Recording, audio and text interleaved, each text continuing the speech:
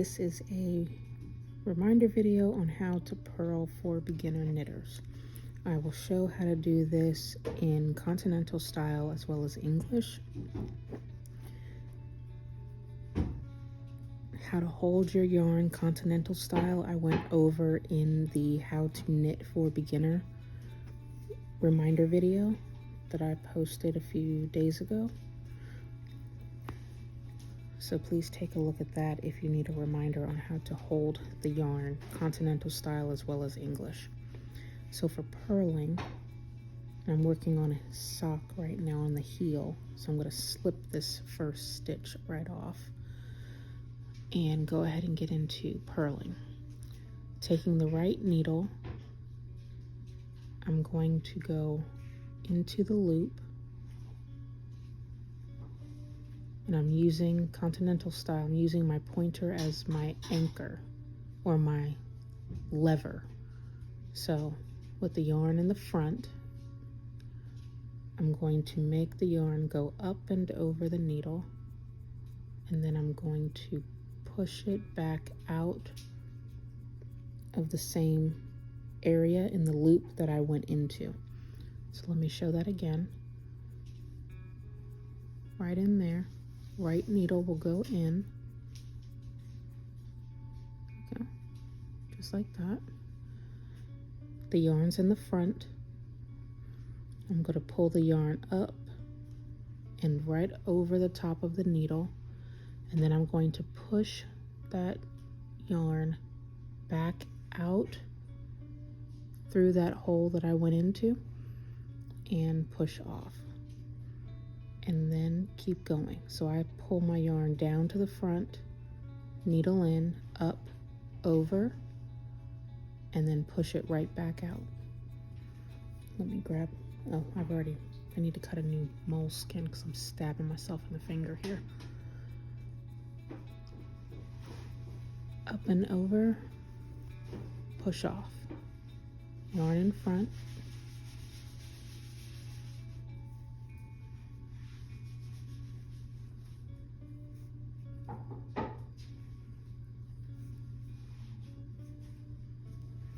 and this is continental style.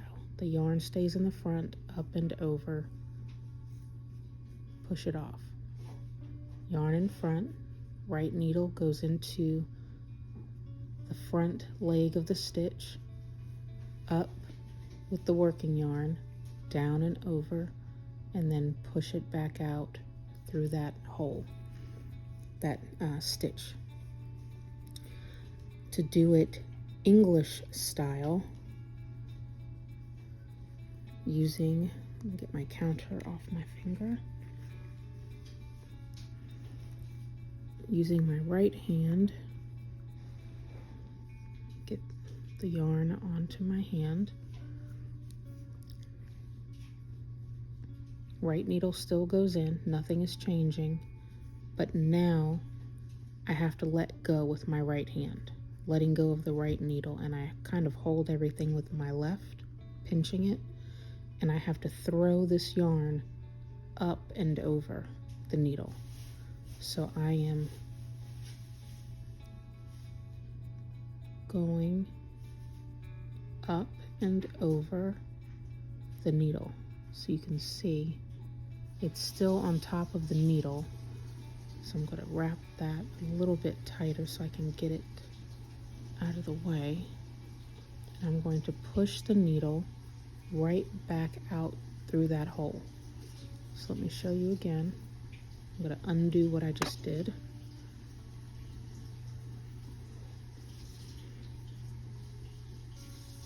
Okay, back into position, right needle in,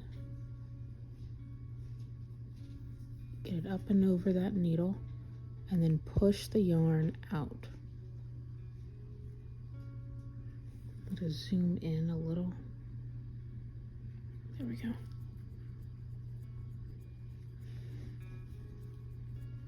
Oops. Okay.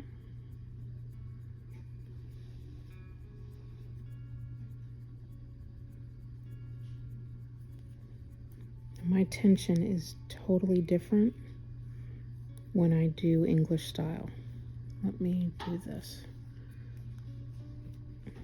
I'm going to undo the last few stitches. They just don't feel right. They feel kind of tight. And that one actually wasn't on there correctly. Okay. Oh, I know why. My yarn was not in the front. That's my fault. There we go. Make sure your yarn stays in the front. Don't do what I did where the yarn got caught in the back. Make sure if you're doing English style, keep the yarn in the front just like this. And you're still going to go up and over the needle and then push it out. There we go. And once you get used to knitting, you can feel the yarn and how the stitches are sitting on the needle. So I knew something was off. That's why I wanted to go backwards. I could feel something was off, and I could see there was something not right about one of the purl stitches. Let's see if I can do this so my hands don't get in the way. Yarn's in the front, going up and over the needle, and I'm going to quickly pull my hand down. There we go. And then push it back out. Right needle in, yarn stays in the front, up and over, and then push that off.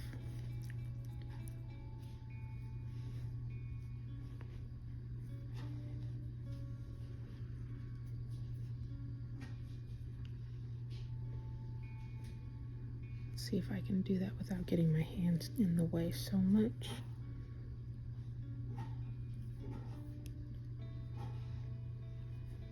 There we go. It's hard to show it because my hand automatically gets in the way of the camera, so I apologize. But what I want to make sure that you see is this yarn has to go up and over the top of this needle.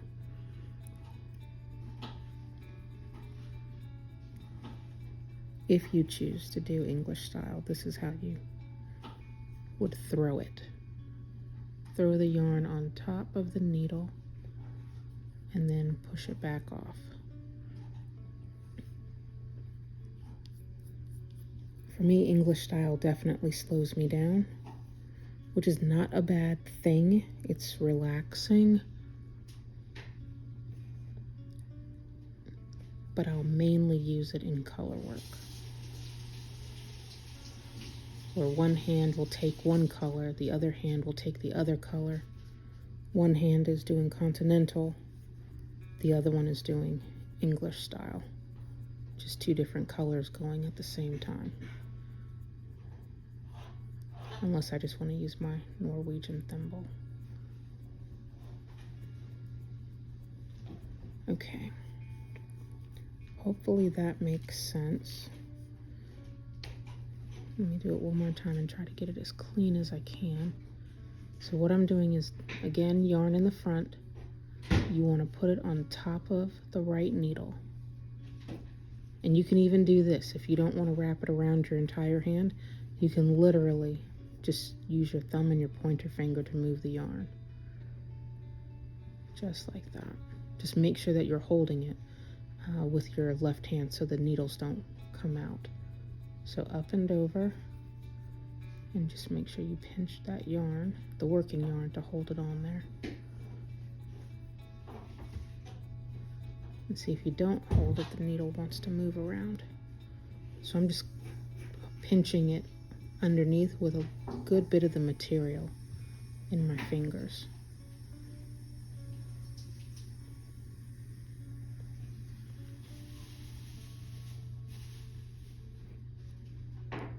Whoops. Let's do that again.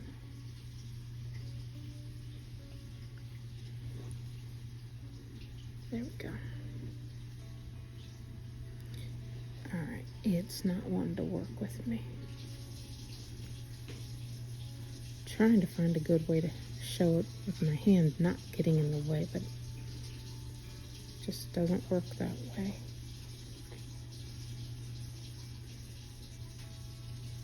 And I do want to show you there's another way to do a purl stitch,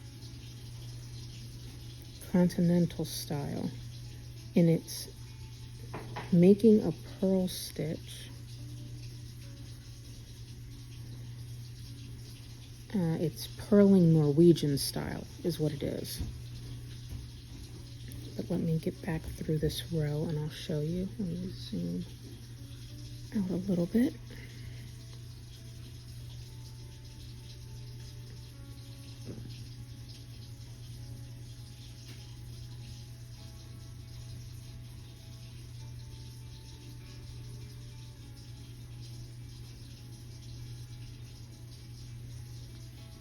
And the purling Norwegian style, I learned that through podcasters Arnie and Carlos. I hope I'm saying that correctly.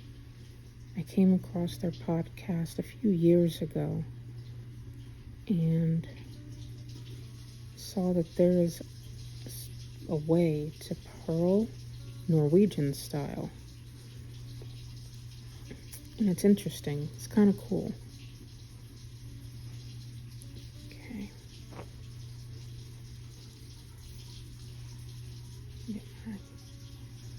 New row. Okay.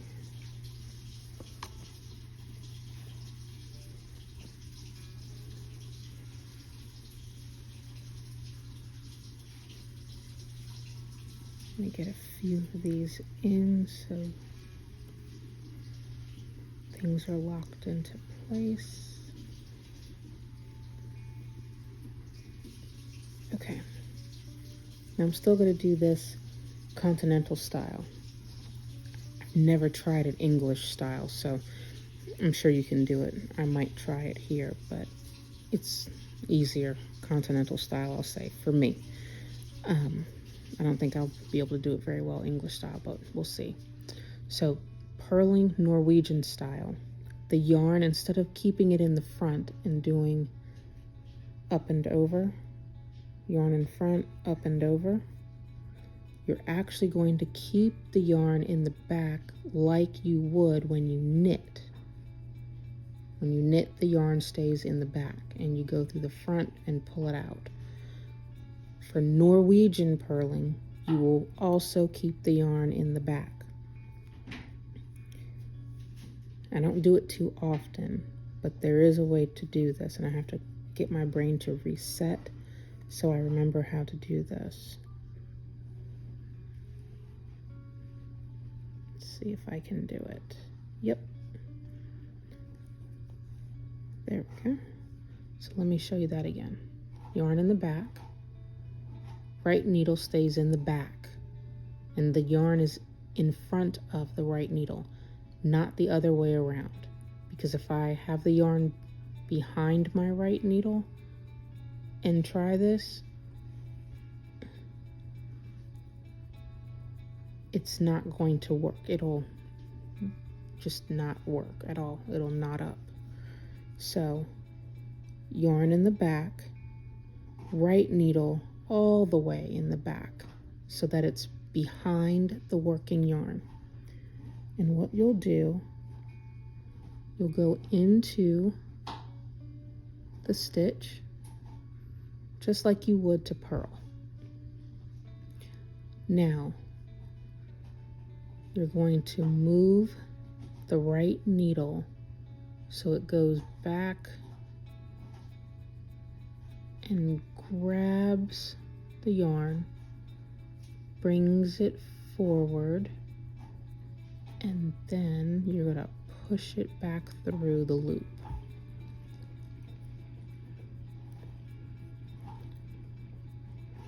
So again, yarn in back, needle in back, behind the working yarn. Go into the stitch as if to purl, and you're going to move the right needle. Right now it's in the front. You're going to move it to the back. Make it go behind the working yarn to grab it so that you get this little loop here. pull it to the front. Now gently pull your needle back just enough to get it to slide under. And there's the purl stitch. It's doing all of this loop-de-loop up here, but that right there is your purl stitch. Pull it off, and there it is. So the best way, because it took me a while to get the hang of this, I'm a Harry Potter fan, so don't judge, is what it is. I had to find a way to get my brain to remember how to do this motion. And I believe Arnie and Carlos mentioned it's almost like a dance, the way that they just go in and out of the stitches, because they can do this in a blink of an eye. They can do it very quickly. And I could not for the life of me figure it out. Yarn in the back. So I ended up saying a Harry Potter spell to get my brain to do, or get my hands to do what my brain wanted them to do. So I end up saying Wingardium Leviosa. And I'm probably saying it wrong, like Ron Weasley. Wingardium Leviosa.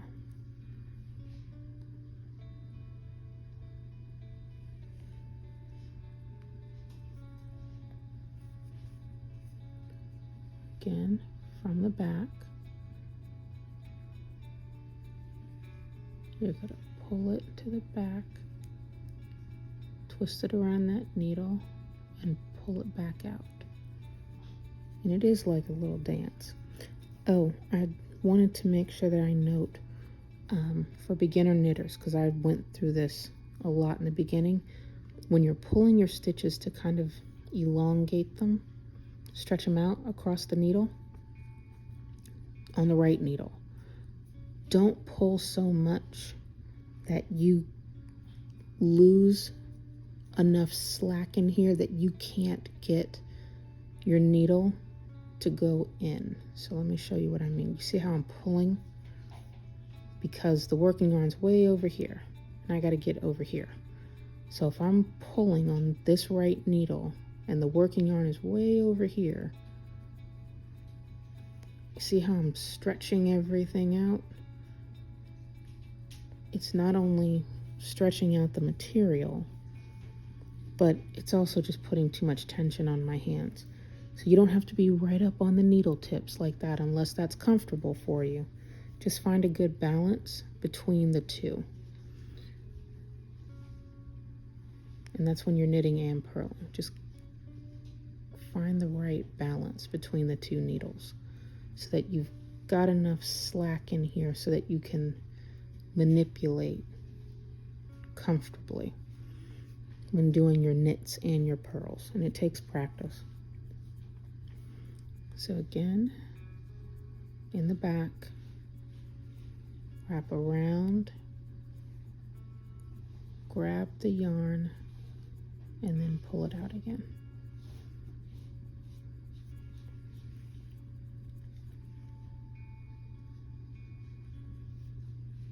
I'll do that again closely. There we go. Come on. Go in the stitch. Better if I wasn't looking at a camera doing this. There we go.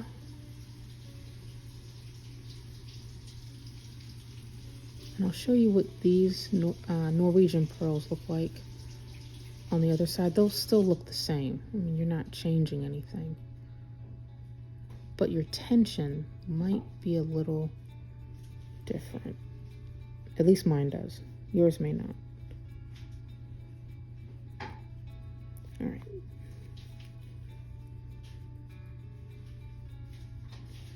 Go back to normal.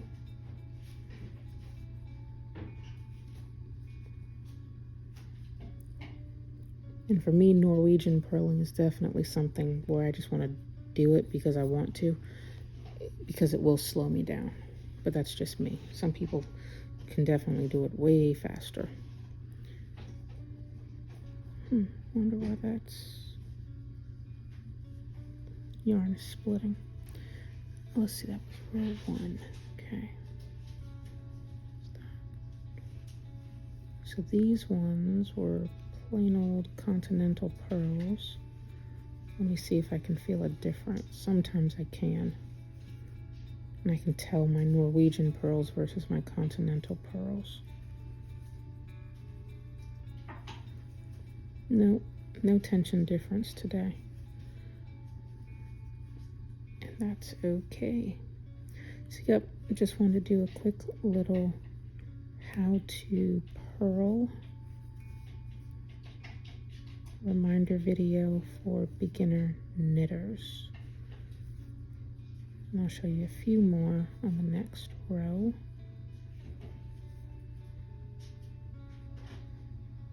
And if I confused anyone, please let me know. If someone is looking at this and wants to use it as their reminder video.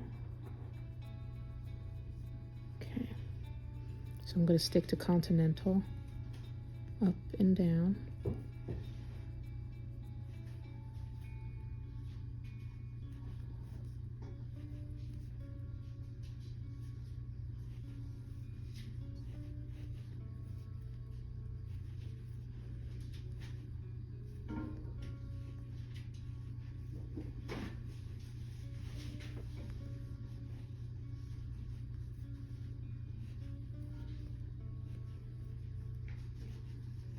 And remember, don't death grip it.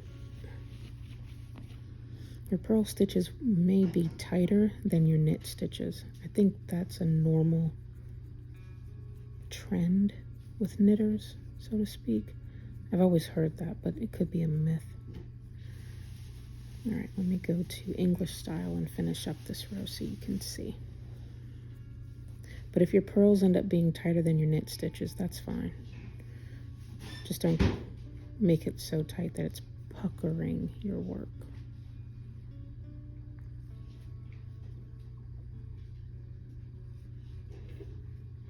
Oh, let me see if I can do Norwegian style purling with English for you. I'm going to do one more plain old English. There we go. Now, normally it's the yarn in the front. Norwegian purling, you keep the yarn in the back. And then we purl. Let's see.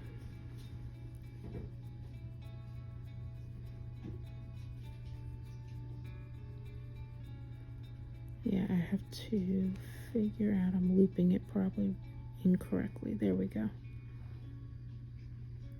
Nope. Yeah, I would stick to, personally, I would stick to Norwegian purling when you're doing continental style knitting. And if you can figure it out on how to do it English style, kudos, gold star sticker and all that jazz to ya. I will continue to use continental for the Norwegian purling. Oops.